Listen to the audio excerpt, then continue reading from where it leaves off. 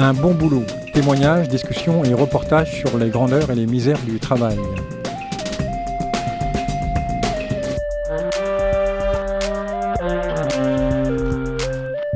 Y a-t-il des bons boulots ? Qu'est-ce qui caractérise un bon boulot ou au contraire un sale boulot ? Épanouissement, reconnaissance, insertion sociale, créativité, maîtrise d'un métier, sentiment d'utilité ou bien aliénation, émiettement du travail, perte de sens, management toxique, burn-out, dépression. Qu'est-ce qui fait la différence ? Le travail lui-même, ses conditions d'exercice ou les possibilités offertes à une personne de s'y investir et d'y gagner une certaine autonomie. Le sujet est vaste et délicat quand il s'agit de témoigner. Nous parlerons métier et nous aborderons les raisons pour lesquelles un individu s'épanouit dans son travail. Nous chercherons aussi à comprendre sous quelles conditions un bon boulot pourrait être dévalorisé et devenir parfois un sale boulot. À Paris, Marie exerce comme modiste, puis costumière. Vers 30 ans, elle décide avec son conjoint d'avoir un enfant et d'aller habiter au bord de la mer. Il s'installe à Plouzané, près de Brest. Ses cachets d'intermittent se raréfient. Elle souhaite cependant toujours rester indépendante et avec ce qui se présente sur place, elle développe plusieurs activités qui lui permettent de subvenir à ses besoins. Comme d'habitude, nous allons parler métier, compétences, plaisirs et difficultés au travail, mais aussi choix de vie, adaptation à des contextes géographiques et économiques différents. Bonjour Marie. Bonjour. Alors, d'un premier temps, est-ce que vous pourriez vous présenter ce que vous faites actuellement, où vous vivez, votre âge, puisque vous avez un parcours assez long. Donc, j'ai 56 ans. Actuellement, j'ai une boutique atelier où je fais des formations de couture et relooking de meubles, où je prends aussi des commandes et je vends aussi parfois quelques objets que je réalise. D'accord, ouais. Donc ça c'est à Brest et aujourd'hui. Pour comprendre un peu comment vous êtes arrivé à faire ça, on va refaire le parcours depuis le lycée. Donc vous avez un bac C et puis à ce moment-là vous faites une formation de photographe. Bon, on va aller un peu vite là. Peut-être 2 mots sur cette période, formation de photographe et après. La formation de photographe, c'était un pied dans quelque chose d'entre guillemets sérieux et puis un petit peu le monde artistique, sauf que la formation était plus technique que artistique. Voilà. Donc, au lieu de faire la prise de vue, vous avez fait du laboratoire. Plutôt du laboratoire. Et quand j'ai voulu travailler dans la prise de vue, on trouvait des stages jusqu'au jour où il a fallu payer pour faire un stage. Donc, bien sûr, des stages pas rémunérés au départ. Et après, il a fallu payer pour faire des stages. Donc, j'ai arrêté. Je suis partie 1 an au Canada. Voilà. Vous avez bien fait, d'arrêter. Payer pour faire la prise de vue. Payer pour travailler, voilà.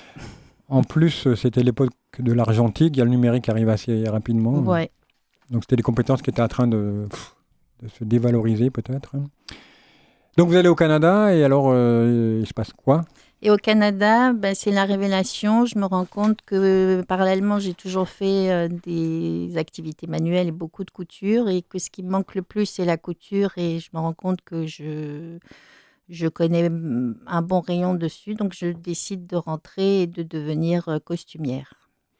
On peut préciser quand même là-bas, vous avez fait serveuse, vendeuse, travailler dans un pressing, travailler au père. Pour vivre là-bas, j'ai fait plein de petits boulots, serveuse, fille au père, vendeuse, pressing, bar. Voilà. Tout ce que font un étranger quand il arrive quelque part. C'est ça. Costumière, vous n'êtes pas costumière, donc vous voulez être costumière, c'est quoi la première démarche ? Je trouve une annonce au Club Med et je passe un entretien, je fais des tests et je suis prise. Sans aucune formation ? Sans aucune formation, ils sont basés sur les connaissances qu'on a et pas la formation qu'on avait. Donc c'était ma première expérience comme dans la couture, on va dire, comme costumière. Comment ils ont évalué vos connaissances ? On fait des tests, on doit réaliser quelque chose. Ah oui, ils vous demandent de faire une pièce ou, Voilà. D'accord. Donc super, parce que vous voulez être costumière, vous n'avez pas de formation et vous devenez costumière. Voilà. Peut-être décrivez quand même un peu l'endroit où vous êtes et les raisons pour lesquelles vous n'allez pas y rester alors que, a priori, il y a le ciel bleu, il y a le bon boulot, c'est les vacances. Voilà, en effet, le cadre est idyllique. J'appelais ça la prison dorée parce que les conditions de travail sont Très difficile et peut-être je suis déjà trop vieille malgré mes 25 ans pour supporter ben voilà de pas dormir, de faire que travailler, d'oublier qui on est, d'oublier donc je Oui, fais une saison et je m'arrête. peut-être ça demande des précisions quand même, parce que c'est difficile à imaginer. Vous êtes au Club Med en Turquie Oui, ça, et ils vous demandent de travailler plus de 12 heures par jour, tous les jours. oui, tous les jours. Alors, en tant que costumière, on a un job à faire, des costumes à réaliser et on s'arrête quand c'est terminé. Donc, les 2 premiers mois, j'ai dû dormir, un quart d'heure, 20 minutes par jour. C'est vrai? Oui, parce qu'il faut faire le travail, puis il faut aller accueillir les gens, puis il faut manger avec les gens, puis il faut faire les activités. Enfin bon, tout un tas de trucs, il faut avoir la santé. Donc, quand on est très jeune, ça va. Quand on a envie de faire la fête, ça va. Quoi qu'en tant que costumière, ben, on ne la fait pas beaucoup les 2 premiers mois, Oui, c'est sûr. on n'a pas le temps de faire la fête. Il n'y a pas intérêt même d'ailleurs. Oui. Et voilà, et tout ça pour un SMIC londonien. Londoniens, précisé, ouais, qui n'ont pas les mêmes lois du travail. Ouais. Oui, parce qu'après, j'avais pas la sécurité sociale puisque j'avais un contrat de travail anglais. Ah, en plus, c'est pas une plaisanterie, ouais, Non, pas d'accord. du tout. Oui, on est sous le droit du travail Oui. anglais. Ouais. En France, il y a encore quelques restes sur le droit du travail. Mm. Ceci étant, vous avez appris beaucoup, j'imagine, à travailler comme une brute, faire des costumes. Voilà. Et sorti du Club Med, donc on était au Club Med là, vous faites un bilan de compétences. Ouais. Je fais un bilan de compétences et parce que je me rends compte que quand même, ou je crois, je ne sais pas si je me rends compte ou si je crois, que ça serait bien que j'ai une formation. Donc, je demande à faire 2 formations et je tombe sur une formation de modiste, quelque chose que j'avais vraiment envie de faire, mais où je m'étais jamais autorisée parce que je me suis dit, on peut pas gagner sa vie en faisant des chapeaux, plus personne porte de chapeau. Il faut préciser, modiste, c'est que des chapeaux. Maudit, c'est que des chapeaux, oui, oui, oui. Et parallèlement, donc je fais une demande pour les 2 formations et je n'obtiens que la formation de modiste, pas la formation de couturière. Ceci dit, j'en ai pas trop besoin de la formation couturière, mais je trouve tout de suite un stage dans le cadre de ma formation chez Manuel Ungaro qui par la suite m'embauche. Donc voilà, j'arrive à travailler comme modiste en étant bien rémunérée dans un super endroit. Mon travail est vu à la télé. Donc oui, précisons quand même, on était un peu vite sur modiste, donc c'est faire des chapeaux, c'est les dessiner aussi. Alors là, oui, c'était les concevoir et les réaliser pour les défilés. Et Ungaro, donc c'est une marque de vêtements que beaucoup de gens connaissent, ouais. Donc vous êtes sur votre métier, vous êtes bien payé, vous travaillez pour un nom, hein, c'est un nom, Ungaro, c'est connu. Vous travaillez avec le meilleur matériel, j'imagine aussi. Oui, Mais il y a un problème encore. Bah. oui, c'est les Euh, conditions de travail. alors c'est Bah, quoi ces conditions de travail? On est assez pressé, l'ambiance est pas terrible, on se fait insulter. Insulté. Ouais, insulter. Parce Et que pressé comme un citron, pas pressé. pressé comme un citron, oui. Donc c'est très éprouvant, c'est très gratifiant et en même temps c'est très éprouvant psychologiquement. Ouais. C'est le milieu de la haute couture peut-être qui est comme ça, ouais. Alors, c'est le milieu de la haute couture. Je tiens à préciser que c'est pas comme ça dans toutes les maisons et c'est d'une saison à l'autre, ça change aussi, hein. Mais enfin, c'est mon expérience. Ça s'est présenté comme ça à ce moment-là, ouais. Voilà. En même temps, vous avez acquis encore une grande expérience, vous avez un CV, vous avez un nom, Oui, vous avez fait des chapeaux, vous pouvez les montrer. Non, vous pouvez pas les montrer, mais vous avez les photos au moins, j'imagine. oui. Et là, alors, comment on rebondit à partir de là? Bah, du coup, là, je me suis posé la question, qu'est-ce qui vaut mieux, faire un métier qu'on adore dans des conditions abominables ou faire quelque chose qu'on aime moins bien dans des conditions beaucoup plus agréables? Donc, j'ai opté pour la deuxième solution. Je suis partie, j'ai fait un CV assez original et je me suis dit, je vais aller dans le milieu du théâtre.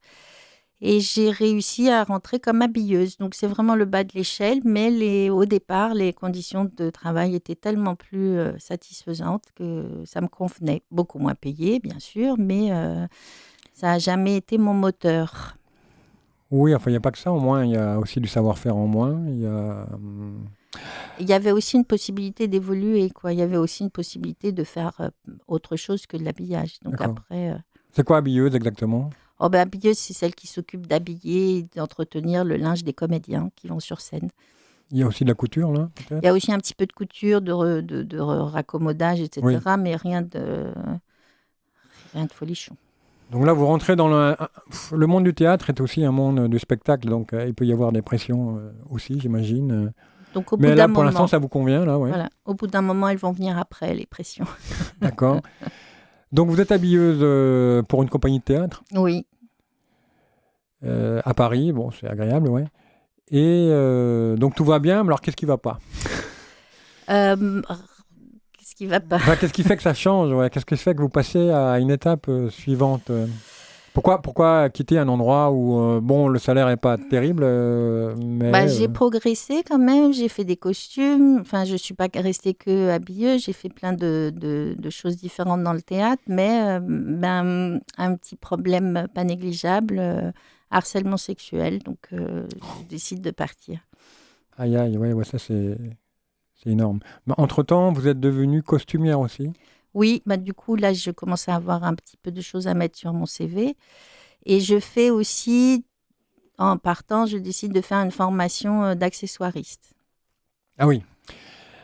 Ça, là, ça vaut un petit développement, hein, parce que c'est un métier un peu fabuleux. Ouais. Déjà, cette formation, qu'est-ce qu'on apprend? Ça dure 1 an, ouais. Qu'est-ce qu'on apprend comme Génial, accessoiriste? la meilleure formation que j'ai faite. On apprend tout. Tout, c'est-à-dire? Tout, la soudure, la sculpture, la résine, la patine. Euh, on apprend à faire des objets, le bois, le travail du bois, le travail du métal. Ah euh, oui. Quel genre d'objet? En plus, c'est des objets inédits, c'est pas des... pour être capable de faire tout un tas d'objets différents. Le Des coup. objets, donc c'est accessoiriste théâtre, hein, donc voilà, c'est pour faire C'est tout ce qu'on voit sur une scène de théâtre. ce qu'on voit, Le couteau du crime. voilà, une chaise, un faux cheval, une armure. Ah oui, tout ça, ouais. Ouais, c'est fabuleux, ouais. Ah, c'était génial. Mais j'imagine qu'il y a beaucoup de stress aussi là, parce que on n'est pas sûr d'y arriver et les artistes sont pas des gens patients souvent. Sans commentaire. Donc comment ça se passe? Quel est votre premier poste d'accessoiriste?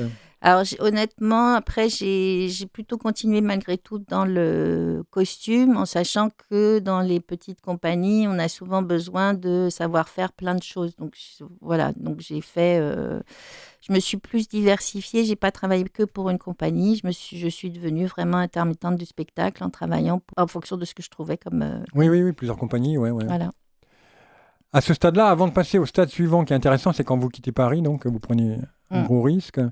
Ce serait pas mal de revenir sur les grands thèmes de l'émission qui sont compétences nécessaires, savoir-être nécessaire, plaisir au travail et ce qui fonctionne pas, ce qui aliène les gens d'une façon ou d'une autre. Faites un petit bilan sur un métier que moi je vois comme artistique, c'est-à-dire un milieu de pression, forcément. Hein, Oui. parce que les artistes sont en compétition permanente avec eux-mêmes et avec tout le monde. Enfin, pas tous, mais quand même, globalement. Oui. C'est aussi un métier qui attire beaucoup de jeunes filles, beaucoup de jeunes hommes ambitieux, et donc on peut les jeter, on peut les prendre, on peut les trier. Donc ça fait encore de la compétition. Donc, quel est le plaisir d'être là-dedans et quel est le problème et d'abord, quelles sont les compétences mobilisées, savoir-être, et après plaisir et difficultés pour qu'on voit un peu un paysage des endroits où vous avez été. Hein. Le plaisir, c'est on crée, on participe à une aventure qui est assez fabuleuse. Ça devient une petite famille, mais c'est aussi la contrainte du coup. C'est-à-dire que quand on est sur un spectacle, on est sur le spectacle. On n'a plus tellement d'espace pour être ailleurs que sur le spectacle. Donc on oublie un peu sa vie personnelle. Par contre, quand on veut commencer à avoir une vie de famille à soi, ça devient un peu incompatible. Vous pensez qu'on ne peut pas avoir un enfant et travailler, faire ce genre de travail? Si, il y a des gens qui y arrivent. Après, moi, j'ai trouvé que c'était un petit peu compliqué. Ce qui est le plus simple, c'est quand les deux sont dans le milieu du spectacle, mais quand il y en a un qui n'est pas et l'autre... voilà, c'est pas forcément évident. Puis c'est pareil, c'est des conditions de travail. Quand on travaille beaucoup, tout le temps. Tout le temps? Ah oui? Enfin, il n'y a pas tellement d'espace pour autre chose. En fait, ce que j'ai retenu, moi, c'était soit on travaille tout le temps, soit on cherche du travail. Exactement. Et quand on ne cherche pas de travail, quand on arrête de travailler, en fait, on recherche du travail. Donc, en fait, on travaille quand même tout le temps. Oui, oui, c'est le syndrome du comédien, ouais, Voilà. si son téléphone ne sonne plus, c'est la catastrophe. Et s'il sonne trop, il devient... Avec l'angoisse de ne pas trouver de travail, avec Ouais. de ne pas faire ses heures, enfin tout ça.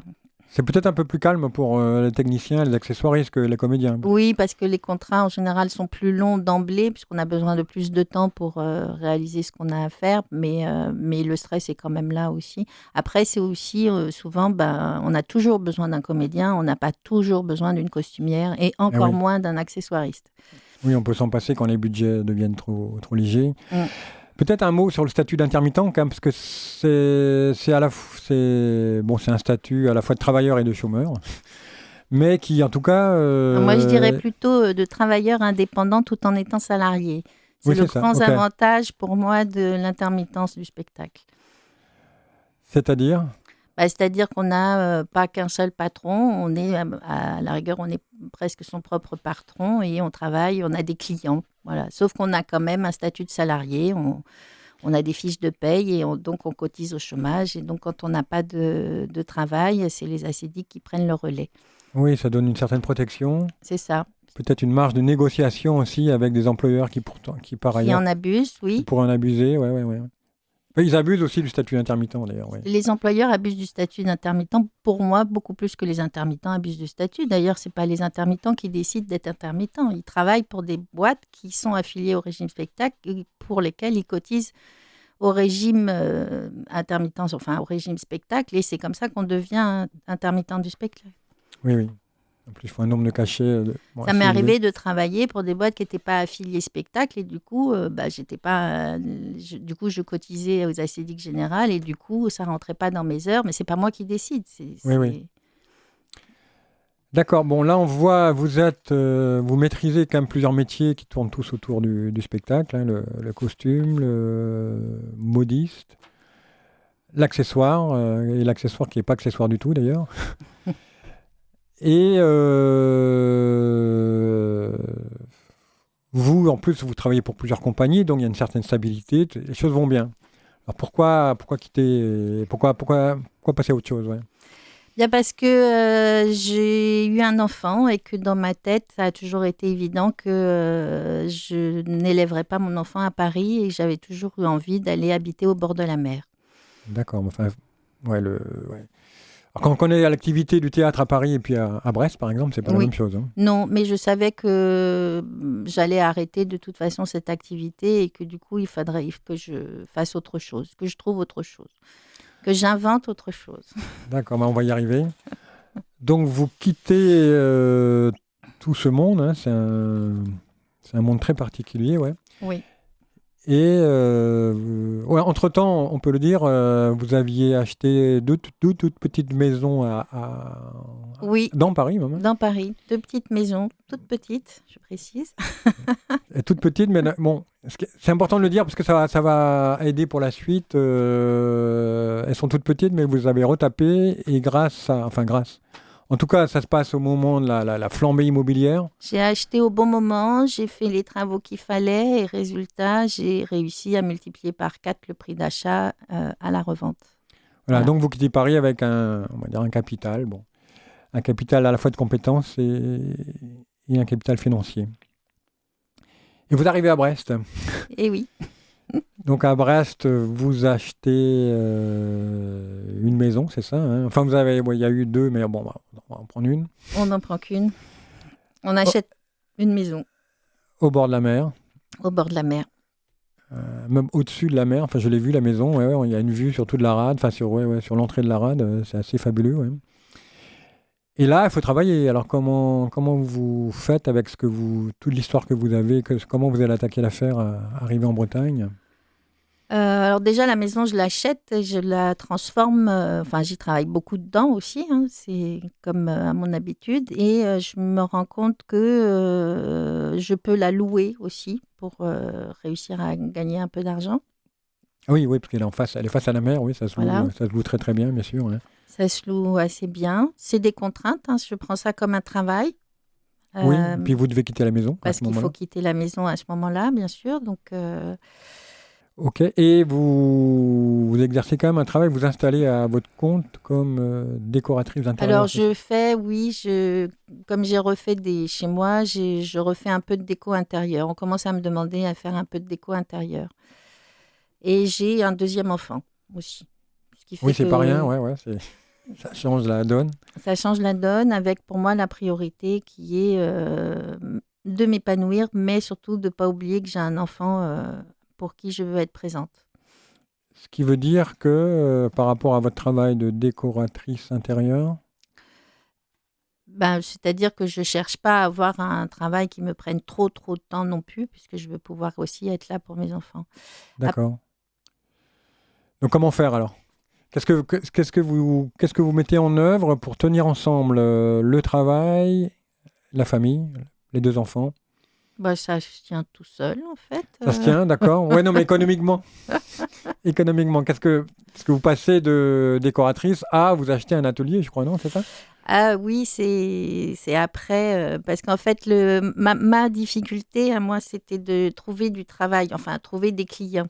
En fait, quand on est à son compte, on a plein de patrons, c'est les clients, il faut les chercher sans arrêt, sans arrêt. Et ça, c'était pas évident. Et je réalise que euh, j'avais un rêve depuis très longtemps, c'était d'avoir mon propre lieu, ma boutique où je pourrais donner des cours et où je pourrais vendre des choses que je faisais. Donc, puis je me suis dit, l'immobilier, pour l'instant, je me suis jamais trompée. J'ai toujours acheté su choisir des bons endroits, etc. Donc, j'achète une boutique dans laquelle je vais lancer mon activité et si ça marche pas, faire un investissement immobilier.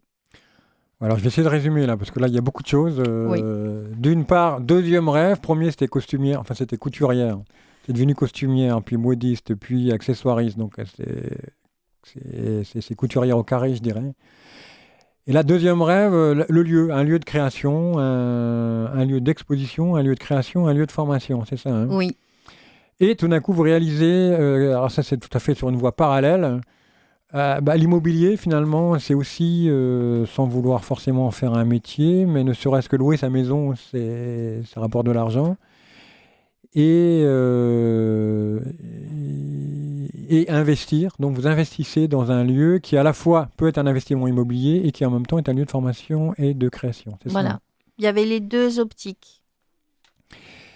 Le problème, quand même, c'est qu'à Brest, pour faire de la formation dans le domaine donc, vous faites du relooking de meubles et Les de arts la couture. manuels, on va dire, parce Les arts que, manuels, on va dire voilà. ça, ouais, c'est joli, ouais. Eh bien, je sais, parce que j'habite Brest, que ça existe aussi dans des associations où il y a des bénévoles. C'est ça, on est en concurrence avec tous les bénévoles et tous les centres socio-culturels qui, eux, proposent aussi ce genre d'activité, mais à moindre coût. Donc, pour réussir à en vivre, c'est pas forcément évident.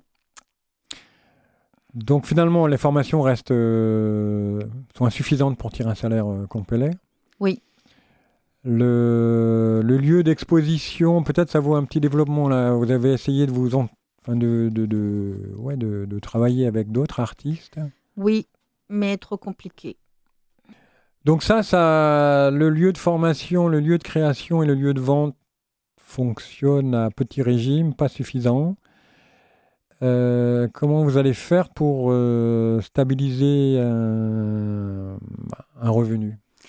Eh bien, du coup, je repars sur la deuxième option, investissement immobilier. Je mets en location ce lieu et je cherche un autre lieu plus petit qui me coûtera moins cher à fonctionnement et réduire mon activité, enfin l'ambition de mon activité. J'accueille plus personne, je réduis essentiellement aux ateliers et Vous accueillez les gens que vous formez, ouais. voilà. Donc là, le passage de A à B, c'est il y a un nouveau local qui vous appartient, que vous louez. Voilà, Donc, ouais, c'est un. qui me permet d'avoir un peu de rentrée d'argent. Et puis, il y a là toujours la maison qu'on loue. Et mon activité, je la vois plus.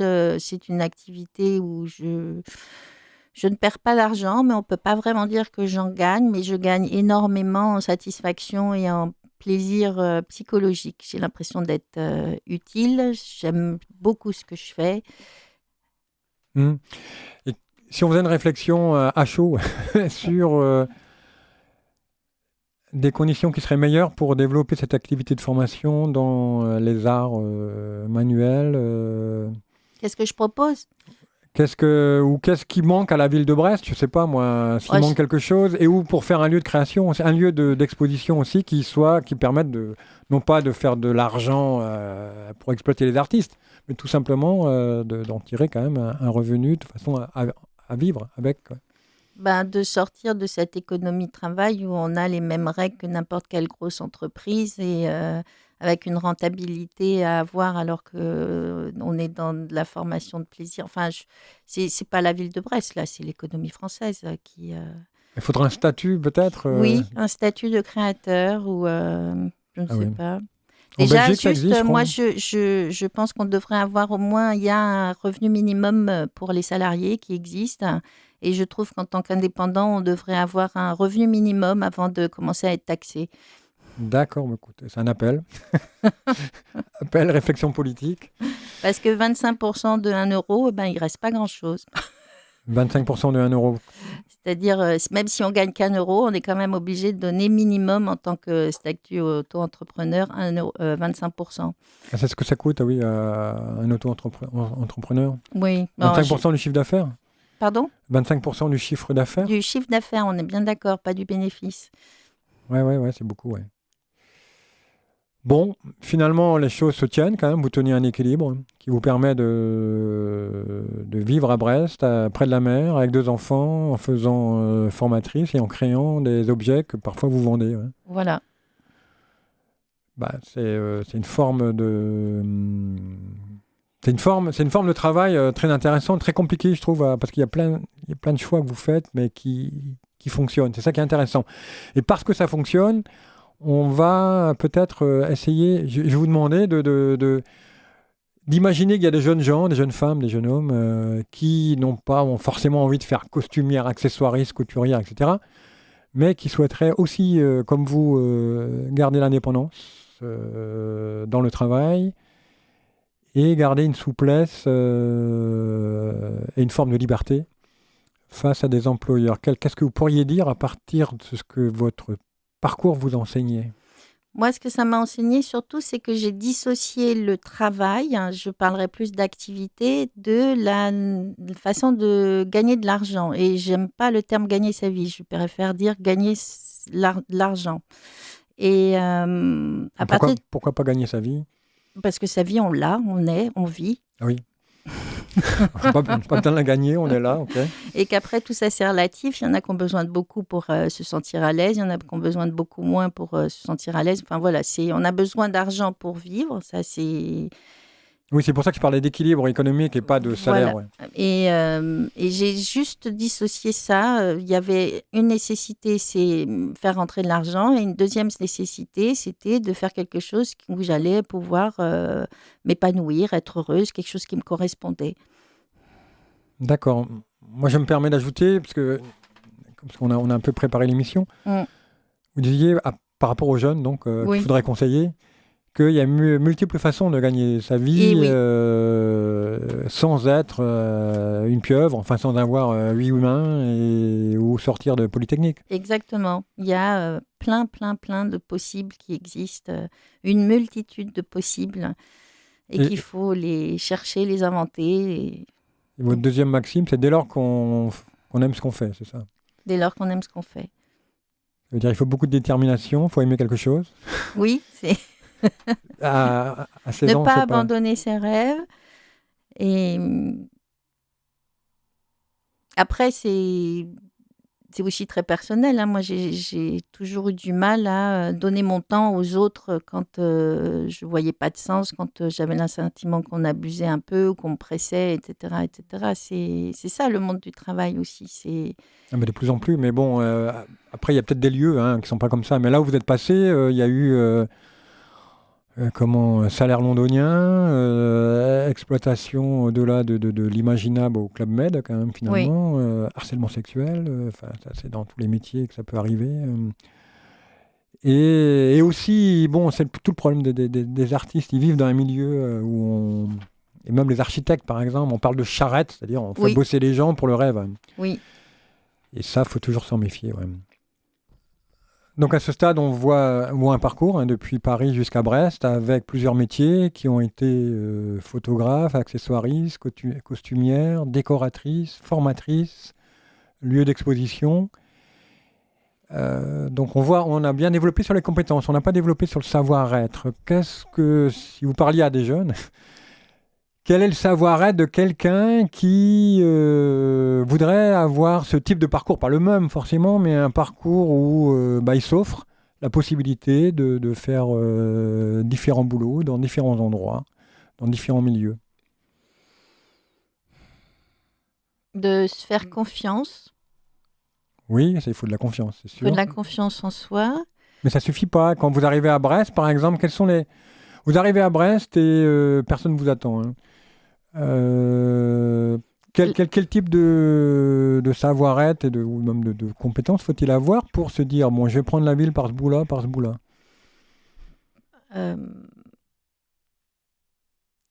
On est d'accord que tout ça s'est fait spontanément, mais Oui. Je regarde ce que je sais faire, je regarde avec ce que je sais faire, ce que je peux faire, ce que je peux proposer, Et vous vous lancez. et je me lance. C'est ça, c'est peut-être ça qu'il faut. Ouais, pour moi, je vois une capacité d'improvisation. Oui, Vous n'êtes pas décoratrice d'intérieur, vous dites, bon, moi, je sais faire ça, donc ici, c'est ce qui se présente, je vais le faire. Je suis pas, j'ai jamais fait d'exposition, mais bon, avec un lieu, on peut. Donc vous essayez. Bon, ça n'a pas marché par contre cette fois-là. non parce que toutes les expériences ne sont pas des réussites forcément, mais c'est pas après ça s'ajuste. Justement, par exemple, cette expérience de première boutique, lieu d'exposition, ça demandait un temps de travail, de présence tellement grand que je me suis dit, c'est pas à mon âge que je vais rentrer dans une activité qui va me demander autant de temps, autant d'énergie. Donc, j'ai réduit la voilure, mais c'est de l'adaptation continuelle. Ouais, c'est ça, ouais. Je crois que c'est la première qualité, ouais. C'est accepter l'expérience inconnue, en fait, aussi. Accepter l'expérience inconnue, accepter l'échec. Et l'échec qui va avec, parce que quand on est dans l'inconnu, on se plante, et des fois, au contraire, on réussit. Ouais, Et des fois, on réussit. Et donc, si on rate d'un côté, on va réussir de l'autre. Exactement. Voilà. C'est un optimisme, en fait, aussi, assez fort. Oui. Peut-être on va finir sur... on va décrire votre lieu quand même, parce que bon, moi j'y ai été, il est intéressant, et une page publicitaire gratos sur décrivez votre lieu, ce que vous proposez, et ce que vous y proposez, ouais, même les horaires carrément. Ouais. Je propose donc des cours de couture ou de relooking de meubles. L'idée au départ, c'est surtout de venir faire... je vous aide à venir faire ce que vous avez envie de faire, du moment que c'est une activité manuelle. C'est ça va au-delà du... Ça va au-delà de la couture et du relooking de meubles. Je précise, tout à l'heure, on m'avait aidé à enlever 4 rivets accrochés à un mât de bateau. Et... Voilà, disons que j'ai un champ de compétences dans les métiers manuels assez large, assez vaste. Et le plaisir qu'on retire quand on réussit à faire quelque chose soi-même est innommable. Ouais, innommable, c'est pas... Non, on peut pas le nommer, ouais, parce que c'est... vous avez un site web ou des horaires à donner, peut-être? C'est sur rendez-vous, j'ai plus d'horaire. C'est sur rendez-vous. J'ai un site web, ça s'appelle La Fabrique avec un K des possibles à Brest. Bien. Donc bienvenue à la Fabrique des possibles, c'est rue... Anatole France, au 228. Voilà, dans le quartier des Quatre Moulins. Eh bien, merci beaucoup, Marie. De rien, c'était un plaisir. Au revoir. Merci, au revoir. Prochain portrait, prochaine histoire, prochain métier, au prochain numéro de Un bon boulot. Témoignages, discussions et reportages sur les grandeurs et les misères du travail.